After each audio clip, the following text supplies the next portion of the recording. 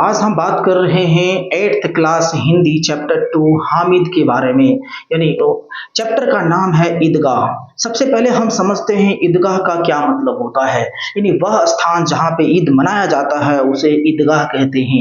यानी वो मस्जिद जहाँ पे ईद मनाया जाता है उसे ईदगाह कहते हैं। यानी मस्जिद और वहाँ के सारे क्षेत्र को हैं हम ईदगाह कहते हैं। ईदगाह में मेला भी लगता है, वहाँ पे सामान भी मिलते हैं। और ईदगाह यानी ईद जो मनाया जाता है वो रमजान के 30वें दिन मनाया जाता है।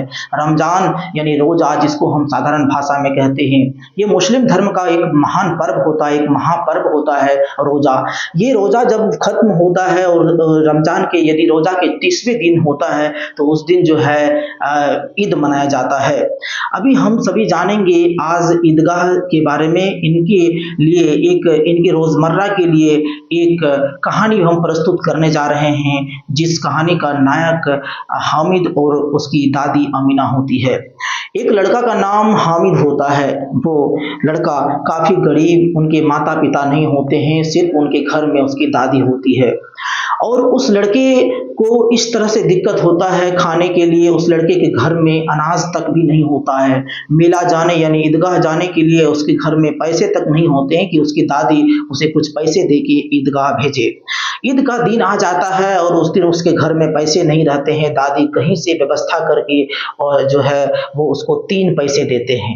और वो लड़का जो हामिद नाम का लड़का होता है वो चले जाता है मेला जाने के क्रम में गांव के सारे बच्चे, गांव के लोग, बच्चे के पिताजी, बच्चे के भाई, सारे लोग जाते हैं। सभी अपने अपने परिवार के साथ में जाते हैं, लेकिन इनके घर में और दूसरे सदस्य नहीं होते हैं जिनके साथ में ये हामिद जाने वाला होता है। आज हम बताने वाले हैं इस हामिद के बारे में। इस तरह से इसको कष्ट होता है कि यदि हम बताएंगे तो आपका रूह भी कांप जाएगा। और यदि ये वीडियो आपको अच्छा लगेगा तो एक लाइक, शेयर, कमेंट जरूर कर दीजिएगा। तो आज हम बात कर रहे हैं उस हामिद लड़के के बारे में। जब ईद का दिन होता है और अपनी दादी से कहता है, दादी माँ मैं मेला जा रहा हूँ, तुम चिंता मत करो, मुझे कुछ पैसे दे दो, मैं जा रहा हूँ। दादी माँ कहीं से व्यवस्था करके कुछ पैसे देती है और दादी माँ कहती है, जाओ बेटे मैं खाना बना के रखूंगी और तुम उधर से आओगे तो मैं तुम्हें खिलाऊंगा। हामिद जो बेचारा होता है लड़का, उसके पैर में चप्पल भी नहीं होता है और वो बिना चप्पल के वो चल देता है गाँव वालों के साथ में मेला जब जाता है तो उसके ढेर सारे दोस्त भी रहते हैं और ढेर सारे दोस्त लड़कियां एवं लड़के भी दोनों रहते हैं और वे चल देते हैं मेला। रास्ते में जाते जाते क्रम में वो एक दूसरे से बात करते हुए, एक दूसरे के साथ एक्टिविटी करते हुए वो जा रहे होते हैं। एक जगह पर आम का पेड़ दिखाई पड़ता है और आम का पेड़ में जो टिकुला होता है उस टिकुला में ढेला भी फेंकने लगता है। काफी मस्तियां करते हुए वो जाने लगता है। जब मेला पहुंचता है यानी जब ईदगाह पहुंचता है तो ईदगाह में ये मेला लगा हुआ रहता है और सभी बच्चे के पास जो पैसे रहते हैं और अपने अपने पैसे खर्चे करने लगते हैं।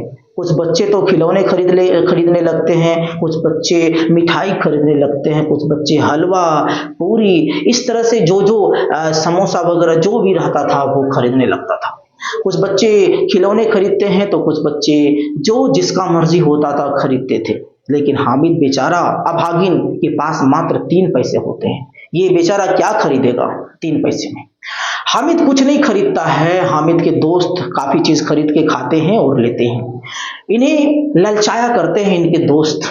इनके पास पैसे नहीं होते हैं जिस कारण से ये खा नहीं पाते हैं। इन्हें इनके हाथ के पास, इनके मुंह के पास खाने वाली चीज देते हैं और फिर वो ले लेते हैं इनके दोस्त। फिर जाके हामिद इसके मन में क्या होता है, आगे बढ़ता है और आगे बढ़ने के बाद एक लोहार की दुकान पे यानी लोहा की दुकान पे जाके रुक जाता है। जैसे ये लोहार की दुकान पे रुकता है तो इनका याद इनके दादी के बारे में आ जाता है और इनका याद वहां चल जाता है जब इसकी दादी रोटी बनाती है और रोटी बनाते समय इसकी दादी का हाथ जल जाता है तो उस समय का याद इसको आने लगता है। और जैसे उस समय का याद आता है ये मोल भाव करने लगता है उस चिमटे का। इन्हें एहसास होता है कि दादी के पास तो चिमटा नहीं है, इसीलिए रोटी बनाने में उनका हाथ जल जाता है।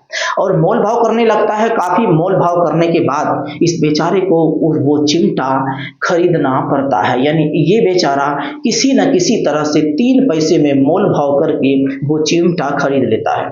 जैसे इसका दोस्त आता है और चिमटा देखता है तो काफी सभी हंसने लगते हैं कि ना तुम खिलौना लिया और ना ही तुम मिठाई लिया, ये चिमटा लेके क्या करोगे। तो इनका जवाब होता है कि चिमटा मैं लिया हूं, तुझसे क्या मतलब है, मैं चिमटा लिया हूं। तुम जो खिलौने लिए हो, यदि मैं एक बार इस खिलौने पे पटक दूंगा तो तुम्हारी सारी खिलौने की जान निकल जाएगा। यदि मैं इसे कंधों पर लिया तो फकीरों का जो है चिमटा कहलाएगा, यदि मैं इसको हाथ में लिया तो बंदूक भी कहलाएगा।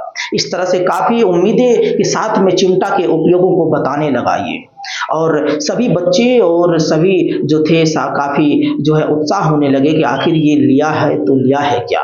तो सभी बच्चे कहने लगे कि ठीक है, मैं तुम्हारा चिमटा दो मुझे और तुम हम लोग के खिलौना लो, बारी बारी से अपने हाथ में रखते हैं और उपयोग करते हैं बारी बारी से। सभी लेने लगे और सभी का खिलौना ये पकड़ने लगे। सिलसिला जारी रहता है और फिर मेला से आने का समय हो जाता है, शाम पर जाता है। और शाम होने के बाद ये दादी के घर जब पहुंचता है ये, तो दादी जैसे इसके हाथ में चिमटा देखती है, दादी का तो माथा ही घूम जाता है कि आखिर ये इस बच्चे ने ये चिमटा कहां से लाया है। आखिर 3 पैसे में ये क्या खरीद के लाया है। ना कुछ खाया, ना कुछ पिया, ना कुछ खिलौना लिया, आखिर ये लाया तो लाया क्या। दादी बहुत जो है कुछ सोचने लगती है, आखिर ये बच्चा क्या लाया है मेला से। पूछने लगे कि ये क्या लाए हो, तो उनका जवाब होता है हामिद का कि दादी माँ, जब तुम रोटी बनाती है तो तुम्हारा हाथ जल जाता है ना, इसीलिए ये मैं चिमटा लाया हूँ, अब तुम्हारा हाथ कभी नहीं जलेगा दादी माँ। दादी गले लगा लेती है और काफी उत्साहपूर्वक उसका रोना आ जाता है। अंदर से एक प्यार भरा आंसू उसकी आंख से टपकने लगता है। दादी सोचती है कि कैसा है रे तू, ये ना तू मेला में कुछ लिया, ना खाया, ना पिया, ये क्या लाया है चिमटा। इतना याद है मेरा तुम्हें, इतना सोचता है मेरे बारे में, इतना प्यार करते हो अपनी दादी से।